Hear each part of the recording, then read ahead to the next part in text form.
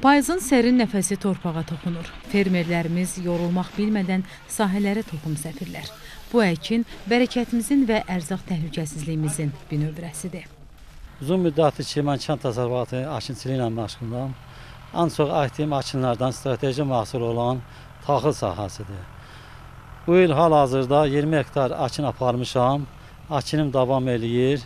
Bazı yerlərdə suvarma işləri aparılır. 25 ildir əkinçiliklə, taxılçılıqla məşğulam. Torpaqlar boş qalmamalıdır, əkilməlidir. Təbii ki, su problemlərimiz var. Hər yerdə olduğu kimi bizim də su problemlərimiz var. Tövsiyəm bu əkinçiliklə məşğul olan insanların ümidsizlənməməsidir əsas. Bu müqəddəs nemətdən bol məhsul götürmək üçün dövlət dəstəyi vacib amillərdəndir.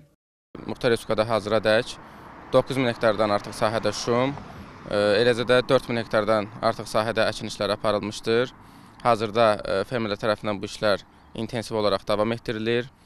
Qeyd edim ki, payızlıq əkin mövsüm ərzində Naxçıvan Muxtar Respublikasının Kənd Təsərrüfatı Nazirliyi tərəfindən fermerlərin texnika ehtiyacının ödənilməsi, eləcə də kənd təsərrüfatında texnika sahəsinin modelləşdirilməsi məqsədi ilə Nazirlik tərəfindən 7 model olmaqla 27 ədəd traktor alınmışdır və hazırda Nazirliyin tabeliyində fəaliyyət göstərən Naxçıvan Agroservis Səhmdar Cəmiyyətində fermerlər həmin texnikaları həm nağd şəkildə, həm də lizing şərtləri ilə əldə edə bilərlər.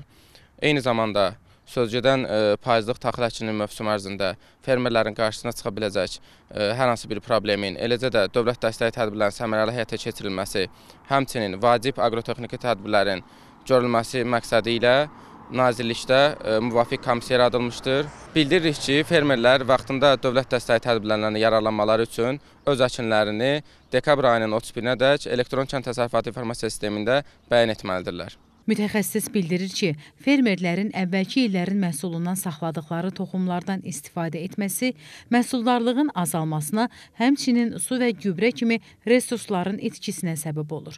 Odur ki, fermerlərə dəstək məqsədi ilə Naxçıvana yeni və məhsuldar arpa və buğda toxumları gətirilib. Bu toxumlar Muxtar Respublikanın iqlim şəraitinə tam uyğundur və məhsuldarlığı isə daha yüksəkdir. Hazırda toxumlar mərhələli şəkildə Naxçıvan Muxtar Respublikasına gətirilir və satışı həyata keçirilir. 20 hektar sahədə şum aparmışıq.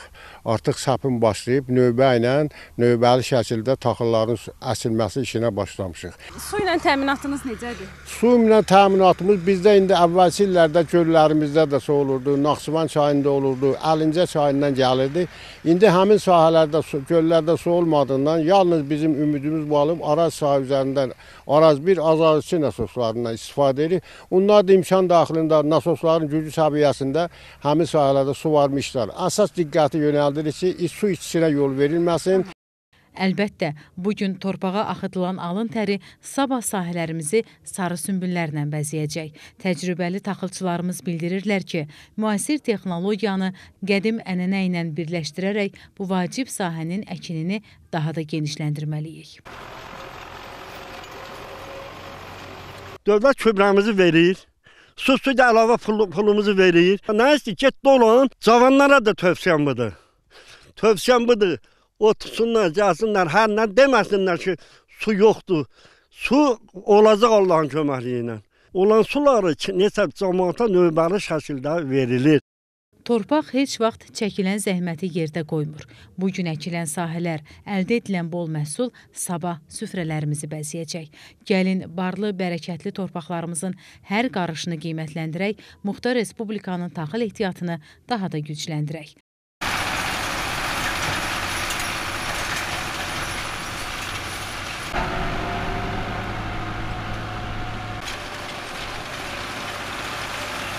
Bəli, əziz fermerlər, payızlıq taxıl əkini üçün ən uyğun zamandır. Kim bugün torpağa əkərsə, sabah bolluğu biçəcək. Torpağınıza yeni toxumlardan səpin və fərqi öz gözlərinizlə görün. Çünki köhnə toxumla məhsuldarlıq azalır, yeni toxumla isə qazanc artır. Gəlin bu payızda torpağımızı dirçəldək, məhsulumuzu çoxaldaq, rozimizi artıraq. Hafizə Əliyeva xanım, Rüstəmzadə, İlqar Məmmədov, NTV Xəbər.